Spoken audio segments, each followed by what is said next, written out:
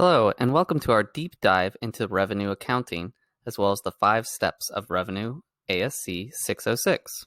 There's going to be a lot of examples within this training, so feel free to pause as needed. If you learned something new, please like, share, and subscribe. By the end of this course, you will be able to describe what to consider in Step 1 in order to identify the contract, examine the facts and circumstances of a contract to identify the customer, and apply appropriate guidance to identify the contract term. The new standard establishes a single comprehensive framework for revenue recognition. The core principle is that a vendor should recognize revenue to depict the transfer of promised goods or services to customers in an amount that reflects the consideration to which the vendor expects to be entitled in exchange for those goods or services. Revenue will be recognized by a vendor when control over the goods or services is transferred to the customer. The application of the core principle is carried out in 5 steps, which are depicted on the screen here. Additional resources on the 5-step model are included in the Resources tab of this course.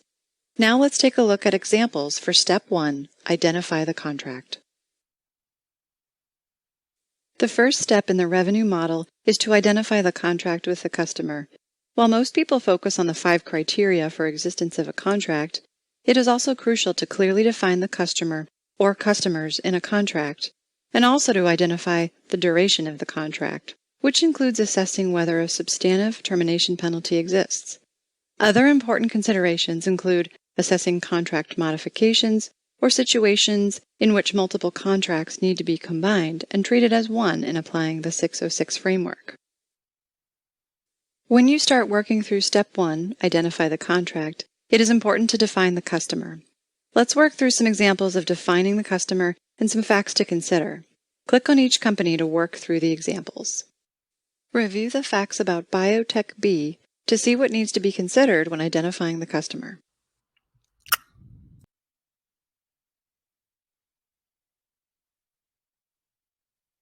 Answer the following question based on the facts that you just learned about Biotech B.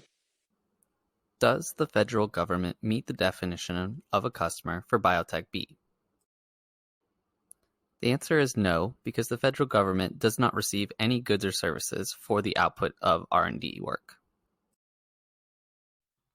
Review the facts about Red Company and how those facts are used to define the customer. You can take a second to pause and read the full text here, but what's important to take away is that Red Company is a distributor of consumer electronics to the end customer, as well as a logistics company for the suppliers. Now let's use the facts that we just learned about Red Company to answer a question regarding defining the customer. The correct answer is C. Both the consumers they send the electronics to and the suppliers that they provide logistical and inventory service for are both customers. In summary, why is it important to correctly identify the customer or customers in a contract? First, accounting for and presentation of consideration received from a counterparty may be different depending on whether that counterparty is a customer. For instance, it may be top-line revenue if they're a customer. It may be some other type of income. It may even be an offset to an expense account. Second, accounting for consideration payable to a counterparty may be different depending on whether that counterparty is a customer. And finally, correct identification of all customers in an arrangement may affect the analysis of whether the entity is acting as a principal or as an agent in the arrangement. One other aspect of the Step 1 analysis that is frequently overlooked is correctly identifying the duration of the contract. In other words, what is the enforceable contract term for purposes of revenue accounting? Making this determination can be critical to the analyses that will follow in Steps 2 through 5 of the framework. Let's take a look at examples of facts to consider when identifying the duration of the contract for revenue accounting. Review the facts about the logistics company contract to identify the term of the contract for revenue accounting. Answer the following question about the contract term based on the facts you just learned about logistics company. The correct answer is B, a 5-year term contract. This is because of the substantial termination penalty, which makes it unlikely to be terminated after 2 years.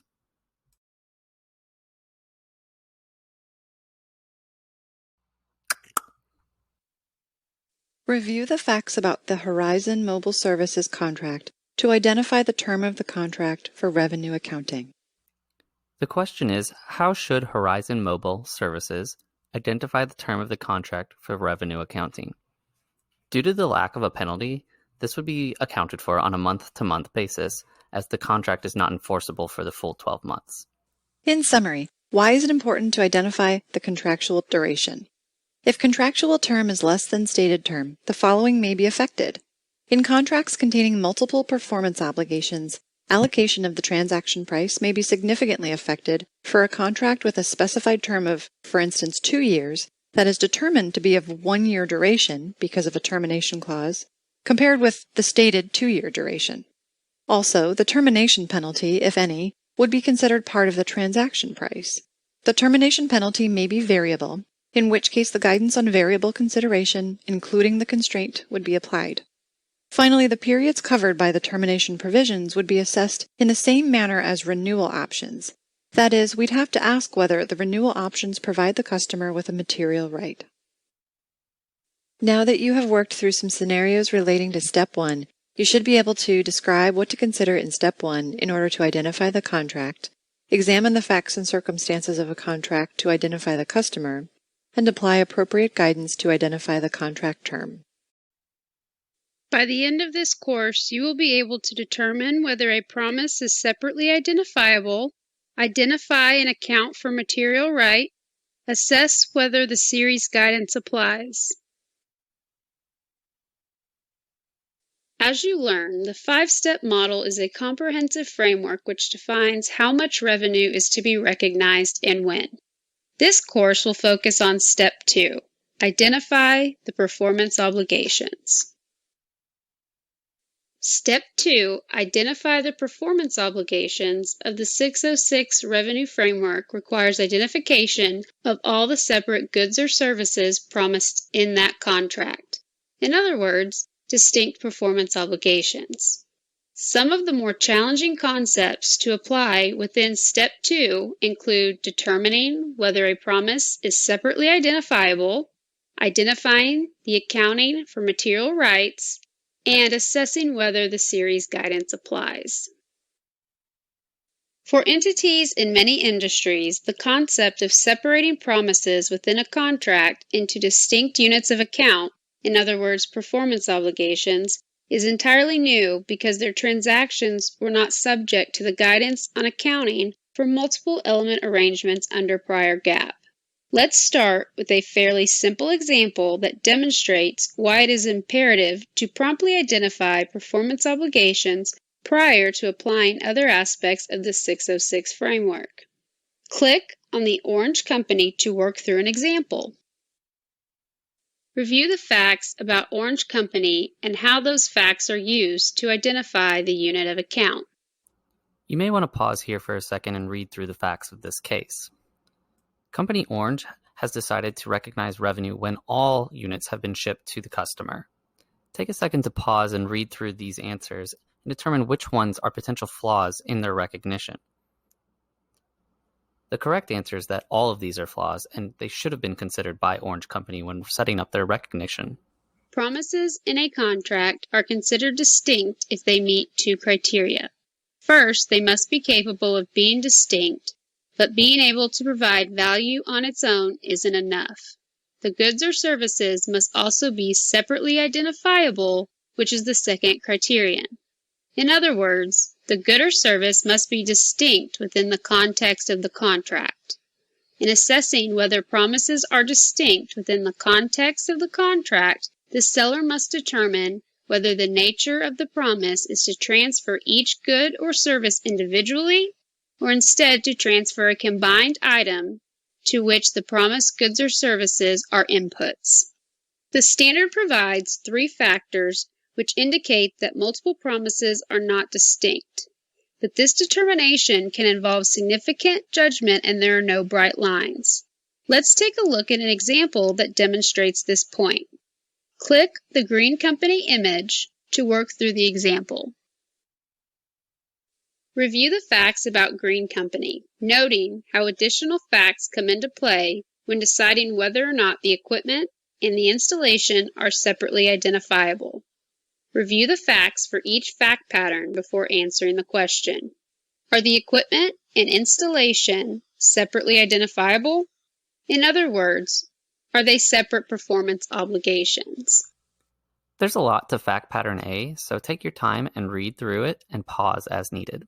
The main thing to focus on here is that they're providing a good and that installation of that good, but there's not significant integration services being provided.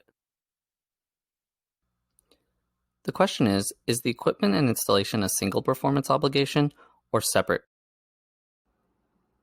The answer is that they are separate performance obligations. This is because they are not highly interdependent or highly interrelated and could be provided on their own. Please review the facts of fact pattern B. The difference here is that the equipment and service are being provided specific to the customer and are considered turnkey, i.e., the equipment and the service are customized for the customer. Now the same question. Are these services and equipment to be provided as a single performance obligation or separate?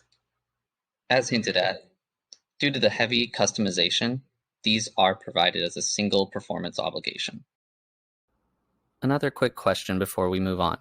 Which of the following factors generally indicates that promised goods and/or services are separately identifiable or distinct within the contract? The answer is A, the promised goods or services are not inputs to a combined output, unlike the other answers, which indicate that there might be a single performance obligation. ASC 606 introduced the notion of a material right. This concept was not explicitly included in the prior revenue accounting guidance. The standard tells us that if a contract grants a customer the option to acquire additional goods or services, and that option provides a material right to the customer that it would not receive without entering into that contract, then it must be accounted for as a performance obligation. A common example is a discount that is incremental to the range of discounts typically given for those goods or services to that class of customer in the same market. Review the fact pattern presented and consider whether a material right is present. After considering the facts, please answer the following question. The correct answer is B, 30%, because this is the excess compared to the normal discount rate of 10% given to all customers. So the next question is, how does the entity allocate the transaction price to those material rights? You can see in this answer that the company would need to come up with some estimates, such as the 80% likelihood that a customer will redeem the voucher and the next purchase, which is most likely to be $50. By taking the $50 purchase at a 30% incremental discount and the 80% likelihood, you come out to a valuation of $12 for that voucher. Utilizing those values, you would then proportionately add value to each of the material rights. You can see that here in this calculation shown on the screen. The next question is, when do you recognize that revenue? In this case, the $89 would be recognized when the product A was sold. The $11 discount would be recognized when the customer redeems it. Another new concept introduced by ASC 606 is the series guidance. The standard requires that a series of distinct goods or services that are substantially the same and that have the same pattern of transfer to the customer should be accounted for as one performance obligation when both of these two criteria are met. This notion was included to simplify the application of the model and to promote consistency in circumstances in which the entity provides the same good or service consecutively over a period of time. A common example is a repetitive service agreement. To be accounted for as a single performance obligation, first, each of those promised goods or services must be performance obligations satisfied over time. Second, the same method would be used to measure the entity's progress of transferring each distinct good or service in the series to the customer. Let's work through an example of when to apply the series guidance. Click on the logistics company to review the facts. Review the facts about logistics company. Consider whether the series guidance applies. The question is, how many performance obligations exist? Based on the series guidance, the correct answer is C, 1 performance obligation. Feel free to pause and read through this justification that is now on the screen. In summary, why is it important to correctly apply the series guidance when the criteria are met? The allocation of variable consideration across all performance obligations to one performance obligation or to one promise within a performance obligation may change depending on whether the series guidance applies. The accounting for contract modifications differs significantly depending on whether at the date of modification, the remaining undelivered goods or services are distinct from those already transferred to the customer. Proper application of the series guidance is important to this determination. Finally, guidance on changes in transaction price applies differently. In some cases, to a single performance obligation comprised of non-distinct goods or services than it does to a single performance obligation resulting from the series provision. Now that you have worked through some scenarios identifying performance obligations, you should be able to determine whether a promise is separately identifiable, identify and account for material right, and assess whether the series guidance applies. Welcome to the Revenue Accounting Matters Step-by-Step course. Module 3, Determine the Transaction Price, is the third course in a series of 6. By the end of this course, you will be able to distinguish between a contract that contains an option for additional purchases and a contract that includes variable consideration, demonstrate the differences between the estimation approaches for variable consideration and apply the constraint on variable consideration, and assess a payment or rebate to a customer, which may be subject to the guidance on both variable consideration and consideration payable to a customer. As you have learned, there are 5 steps in the comprehensive framework which defines how much revenue is to be recognized and when. This course will focus on Step 3, Determine the Transaction Price. In Step 3 of the 606 framework, an entity determines the transaction price associated with a contract. This requires consideration of both fixed and variable consideration, financing components, non-cash consideration, and consideration payable to a customer. The most challenging aspects of Step 3 generally relate to accounting for variable consideration. Variable consideration can arise for a wide range of reasons, including discounts, rebates, refunds, credits, price concessions, incentives, performance bonuses, penalties, or other similar items. In addition, variable quantities may also result in variable consideration, even if the rate per item is fixed. Some contracts include variable quantities, which may be in the form of an option for the customer to purchase additional goods or services. Implementation questions have arisen about how to distinguish between a contract that contains an option for additional purchases, which may or may not constitute a material right, and a contract that includes variable consideration based on a variable quantity, such as a usage-based fee. If a contractual provision represents variable consideration, it must be accounted for on day 1, whereas a provision that represents a customer option only requires accounting on day 1 if it constitutes a material right. Let's work through an example to identify variable consideration, customer options, or material rights. Click on Company X to work through the example. Review the facts about Company X. When working with Company X, additional facts come into play when deciding whether or not a contractual provision represents variable consideration. Review the details for each fact pattern. Consider whether each fact pattern described represents a customer option or variable consideration, and how should it be accounted for. In fact pattern A, what is important here is that Company X produces within the contractual range almost all the time, or 95% of the time. The question is, does this contractual provision equal a variable consideration or customer option? The correct answer is A, variable consideration. Take a moment to pause and read through the correct answer. Now read through fact pattern B. The difference here is that Company X has protocols for when they produce outside of the range within the contract. For this fact pattern, the same question is being asked. Is this variable consideration or a customer option? In this fact pattern, it is a customer option. Please read through the answer now. A follow-up question to this fact pattern is, does this customer option constitute a material right? The answer is B, no, because the additional units would be bought at the standalone price. A final question before we move on. Which of the following is not a form of variable consideration?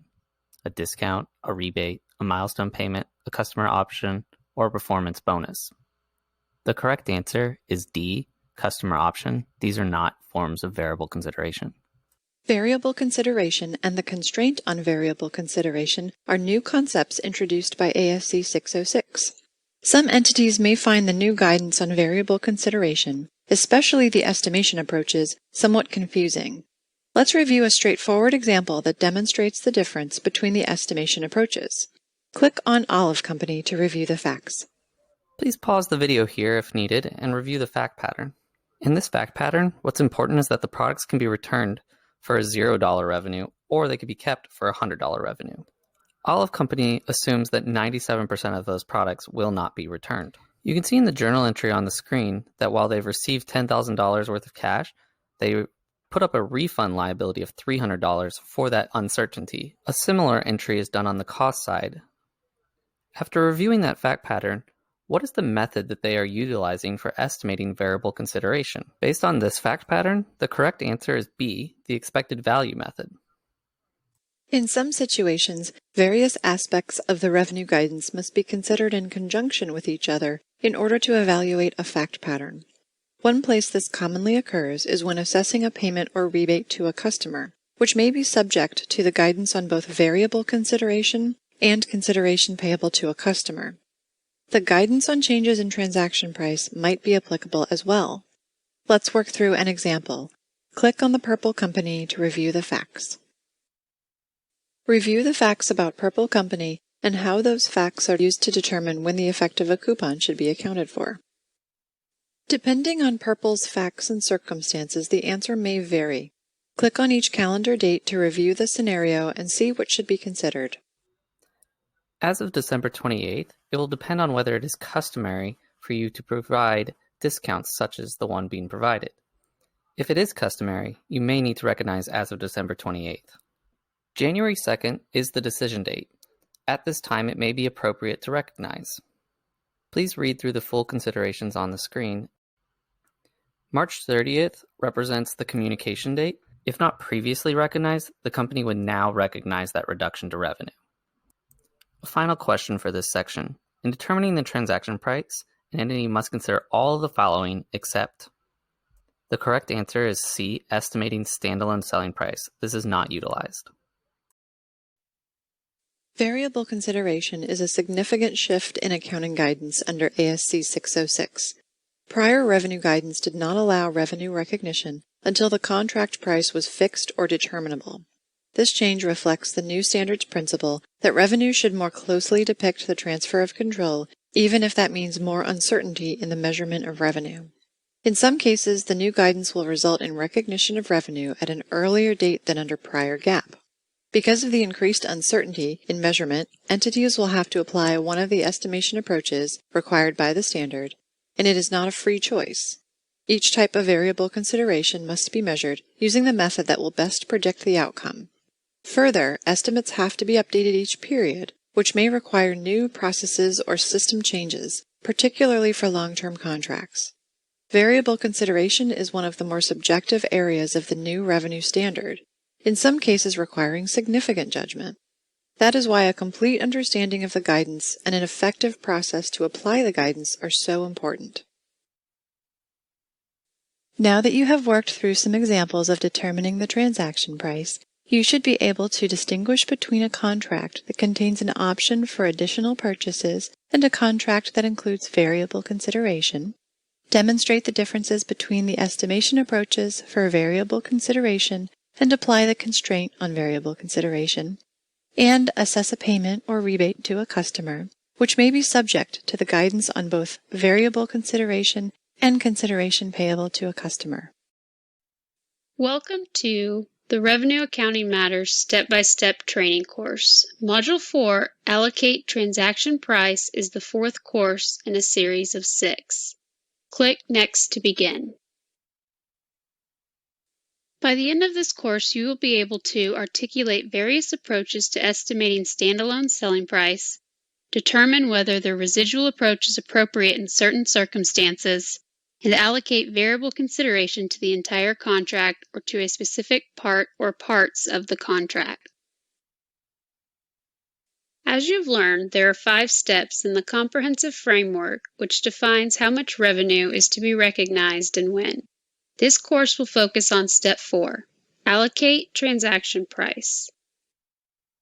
Step 4 requires entities to take the transaction price identified in Step 3 and allocate it to each performance obligation identified in Step 2.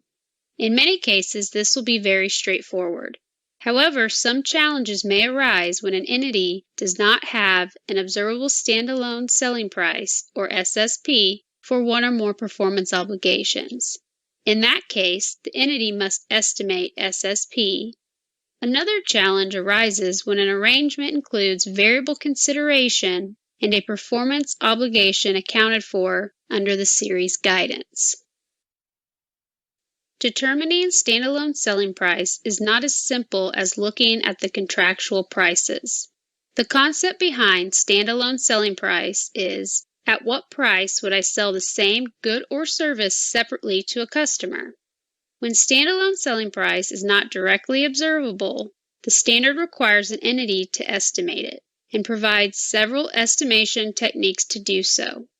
However, those techniques are not exhaustive. In other words, an entity may have to develop another method to estimate SSP based on its own facts and circumstances. In doing so, it must maximize the use of observable inputs. Let's look at a challenging fact pattern involving estimating SSP. Click on Silver Company to work through the example. Review the facts about Silver Company. Click on each tab to answer questions using the facts about Silver Company.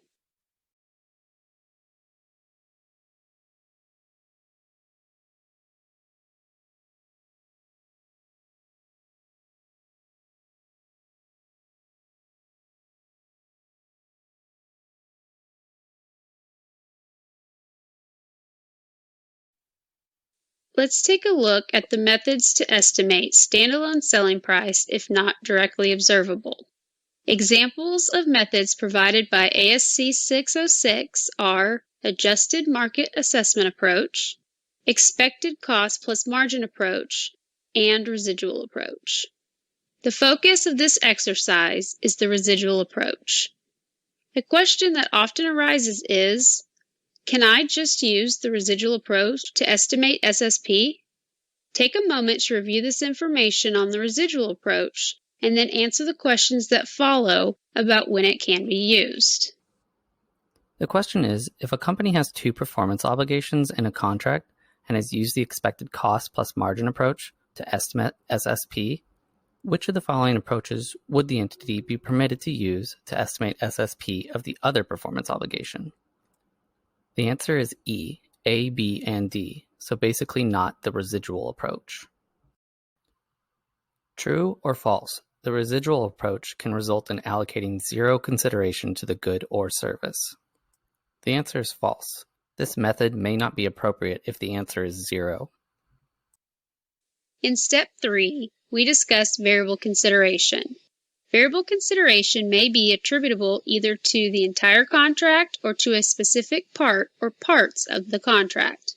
A variable amount of consideration should be allocated entirely to a performance obligation or a distinct good or service that forms part of a single performance obligation under the series guidance.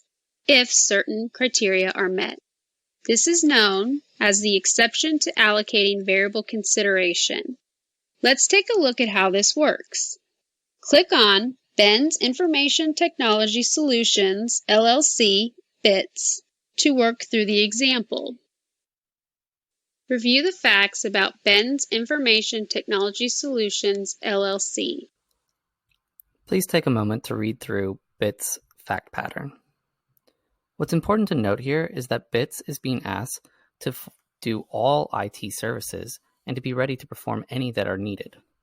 The question is, which of the following best describes the nature of the BITS promise? The correct answer is A, they are providing a stand-ready obligation to provide any IT service. If the nature of BITS promise is the overall IT outsourcing service, each day of service could be considered distinct because the customer can benefit from each day of service on its own, and each day of service is separately identifiable. Put another way, each day could be separately identifiable because BITS does not provide an integration of service between the days. That is, while the activities are generally coordinated and inputs to the combined service, each day those combined activities are provided is not an input to a combined output. Each day does not modify or customize another day, and the days of service are generally not highly interdependent or interrelated because BITS can fulfill its obligations each day independent of fulfilling its obligations for the other days. If BITS concluded that the nature of its promise is one overall service, it would be reasonable to conclude each day of service is substantially the same. That is, even if the individual activities that comprise the performance obligation vary from day to day, the nature of the overall promise is the same from day to day. Therefore, BITS has promised the daily IT outsourcing service. BITS should not consider the setup activities in the assessment of whether or not the distinct services are the same.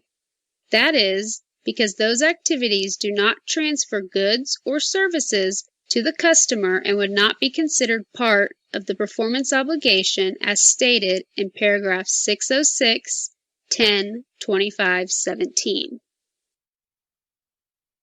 BITS next considers the transaction price in the contract. The next question for BITS is which of the following best describes the transaction price identified in step 3? The correct answer is variable consideration because each day is unknown how much revenue will be recognized. The next question is how should BITS allocate the variable consideration to each of the promises in the contract? The correct answer is B, allocate variable consideration to each day based on what is earned. When considering this example in TRG Agenda Paper 39, the FASB staff and TRG noted that events that trigger the variable consideration are the same throughout the contract, but the price per unit decreases each year. The staff concluded that even with the declining prices, the allocation objective could be met if the pricing is based on market terms or the changes in price are substantive and linked to changes in the entity's cost to fulfill the obligation or value provided to the customer. In this example, the contract contains a price benchmarking clause whereby BITS engages a third-party benchmarking firm to compare the contract pricing to current market rates, which may help support the allocation objective. The final question for this section is, which of the following is the correct statement regarding Step 4 of the ASC 606 revenue model? The correct answer is C, a combination of methods may need to be utilized to determine standalone selling price. Now that you have worked through some scenarios allocating the transaction price, you should be able to articulate various approaches to estimating standalone selling price, determine whether the residual approach is appropriate in certain circumstances, allocate variable consideration to the entire contract or to a specific part or parts of the contract. Welcome to the Revenue Accounting Matters Step-by-Step Training course. Module 5, Recognize Revenue, is the 5th course in a series of 6. Click Next to begin. By the end of this course, you will be able to evaluate the criteria for recognizing revenue over time, determine whether control is transferred over time or at a point in time, and identify an appropriate measure of progress for performance obligations satisfied over time. We are now on Step 5 of the comprehensive 5-step framework. This course will focus on Step 5, recognize revenue when or as performance obligations are satisfied. In Step 5, an entity determines whether it should recognize revenue for each performance obligation over time or at a point in time. Revenue is recognized based on when a vendor transfers control of the promised good or service underlying that performance obligation to the customer. It can be challenging to determine whether control is transferred over time. So let's review some examples that demonstrate how an entity would evaluate the relevant criteria. Let's work through some examples where we will apply the revenue guidance to assess whether revenue should be recognized over time. Click on Heavy Lifting Inc. and Wings Inc. to review the facts and work through each example. Review the facts about Wings Inc. When done, answer the question using the facts you've learned. The question is, Wings should recognize revenue in which following manner? The correct answer is B, over time, due to the customer having control of the asset over the process.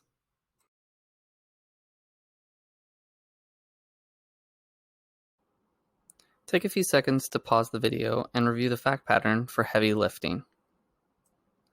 A similar question for heavy lifting. How should they recognize revenue? The correct answer is C, over time. This is because the benefit is being received over every mile that is being driven. If heavy lifting stopped transporting, another company could pick up and continue the delivery. Space Tech Inc. enters a contract with a customer, a government agency, to build a satellite. Space Tech builds satellites for various customers, such as governments and commercial entities. When evaluating Space Tech's contract with the customer, some additional facts are important to the determination of whether to recognize revenue over time or at a point in time. Review each fact pattern and determine the correct answer based on the facts. The first question is, does SpaceTech's performance create an asset with no alternative use? The correct answer is yes. The satellite is a specific asset for this customer. The next question is, does SpaceTech have an enforceable right for payment? The correct answer is no. Please read the full text for additional detail. The final question for this fact pattern is, should SpaceTech recognize revenue at a point in time or over time? The correct answer is A, point in time, due to the lack of an enforceable right of payment. Please take a minute to read through fact pattern B and the slight changes that were made. Pay attention to the payment enforceability. Additionally, the contract does not meet the criteria to be recognized over time. Under this new fact pattern, the first question is, does SpaceTech performance create an asset with no alternative use to the entity? The correct answer in this fact pattern is no, it has an alternative use. The next question is there an enforceable right for payment? The correct answer in this scenario is yes, there is an enforceable right. This is mainly due to the termination penalties. The final question for this fact pattern is, should they recognize revenue at a point in time or over time? The correct answer is point in time because they have not met both components of the criterion within 606 to recognize revenue over time. Please take a moment to read through fact pattern C, which has elements of both fact pattern A and B. Does SpaceTech's performance create an asset with no alternative use? The correct answer is yes, due to the significant cost to change it for another customer. Does the company have an enforceable right for payment? The correct answer is yes, based on the termination clauses. Based on the answer to the other two questions, should they recognize revenue at a point in time or over time? The correct answer is over time because it meets both criteria. For performance obligations for which revenue is recognized over time, a single method of measuring the progress toward complete satisfaction of that performance obligation must be selected. The method selected should reasonably depict an entity's performance in transferring control of goods or services to a customer.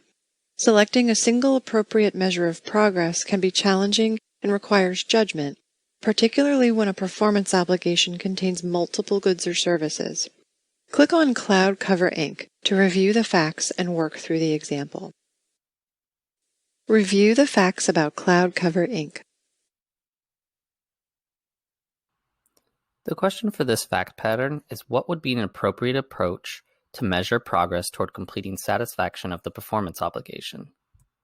The correct answer is A, because the company's promise is to provide hosting services.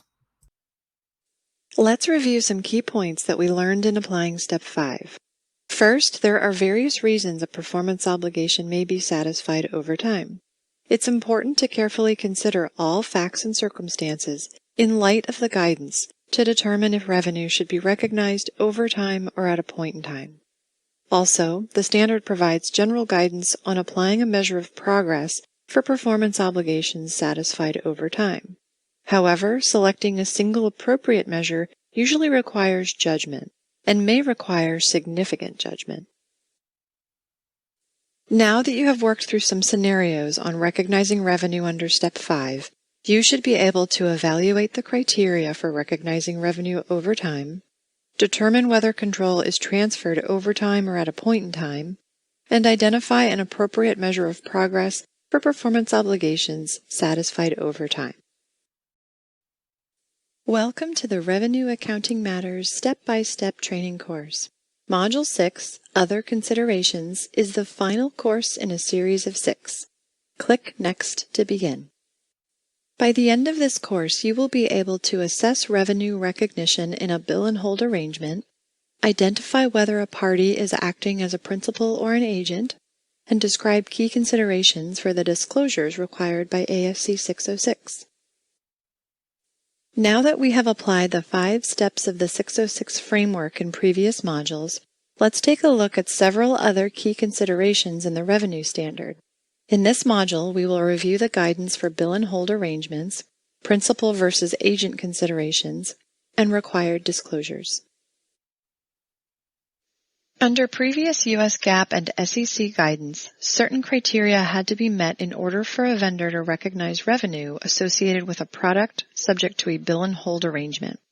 ASC 606 also includes specific criteria for revenue recognition in these arrangements, but the criteria have changed slightly. While many arrangements may have similar outcomes under the new guidance, the accounting may change in certain circumstances. There are 2 key differences between the old and new bill and hold guidance. First, there is no longer a requirement for the vendor to have a fixed delivery schedule from the customer in order to recognize revenue. And second, there is no longer a requirement that the customer be the party to initiate the bill and hold arrangement. However, in all cases, entities must apply the basic 5-step model for recognizing revenue in addition to meeting the specific criteria for bill and hold arrangements. Further, agreements that lack a fixed delivery schedule or that the customer did not initiate may in fact lack a substantive business purpose. If the arrangement lacks substance, revenue recognition on a bill and hold basis would be precluded. Click on Durables Inc. to walk through an example of bill and hold arrangements. Review the facts about Durables Inc. When done, answer the question using the facts you've learned. The question is, how should Durables Inc. recognize revenue for this transaction? The correct answer is B. There are 3 performance obligations, so part of the revenue should be deferred for the custodial services. Now that you have read the facts and answered the question, let's review the case for a better understanding. In some cases, there is more than one party to an arrangement, in which case an entity must perform a principal-agent analysis to determine whether it should present revenue and related costs on a gross basis or on a net basis. Overall, an entity is a principal if it controls the specified good or service before that good or service is transferred to a customer. The standard provides certain indicators to assist with the evaluation, but there are no bright lines, and this assessment can be highly judgmental. Click on Easy Travel to review the facts and work through an example. Review the facts about Easy Travel. When done, answer the question using the facts you've learned. The question is, which of the following factors should Easy Travel not consider in determining whether it is acting as a principal or as an agent? The correct answer is B. The amount of profit or resale value is irrelevant to the determination. All others would be considered relevant. The next question is Easy Travel acting as a principal or as an agent? The correct answer is principal. Please take a moment to pause the video and read through that rationalization that's on your screen now. The objective of the disclosure requirements in ASC 606 is for an entity to disclose sufficient information to enable users of financial statements to understand the nature, amount, timing, and uncertainty of revenue and cash flows arising from contracts with customers. To achieve that objective, an entity shall disclose qualitative and quantitative information about all of the following: its contracts with customers, the significant judgments and changes in the judgments made in applying the revenue guidance to those contracts, and assets recognized in respect of costs of obtaining contracts and in fulfilling contracts. The table shown here summarizes some of the key disclosures required under the new standard. This list is not all-inclusive.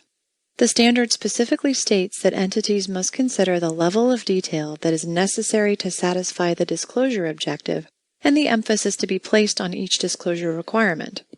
The purpose is to ensure that the information that readers will find useful is not obscured by a large amount of insignificant detail, and that items with sufficiently different characteristics are disaggregated and presented separately. It is important to note also that certain disclosures are required for public companies, but are optional for private entities. Review the table to learn about each of the disclosure types. Now that you have completed the course, you should be able to assess revenue recognition in a bill and hold arrangement, identify whether a party is acting as a principal or an agent, and describe key considerations for the disclosures required by ASC 606. Now that you have applied the 5-step model for revenue recognition and have identified related considerations in the 6 modules of this course, you will be prepared to apply this framework to actual customer arrangements. When assessing contracts, it's important to understand all of the relevant terms, facts, and circumstances. It's also critical to identify and correctly characterize all of the promises, as well as all elements of transaction price, in order to properly apply the revenue accounting model. Application of professional judgment will be required for most contracts, and clear documentation of those judgments is key to supporting revenue conclusions. So let's wrap up there. Comment with any additional questions you may have, and we can expand and help. Please subscribe so you don't miss any new content. Hey, before we continue, let me quickly tell you about a collaboration we are doing with the TB4A Shopify account that can save you some money and help support the channel in the process. Are you an accountant with a sense of humor, but are having trouble expressing that in the 3rd meeting this week about account reconciliations? Maybe you're struggling to find that gift for your accountant friend or their new kid. Or maybe you're struggling to find some not-so-average office gifts. If so, check out TB4A's Shopify and get all the great business comedy gear. They're uploading new items each week. Use my code ACCOUNTINGACADEMY, all one word, for 10% off your purchase. Each sale will indirectly support this channel. Imagine bringing this fun cup to your next pointless meeting. So check out the link and see what you can find. Now back to the video. Alright folks, thanks so much for watching. Please like, share, comment, and subscribe. And if you can, donate at Patreon. Anything you can give helps to keep the lights on and ensures we can continue to create content. And of course, helps feed FIFO.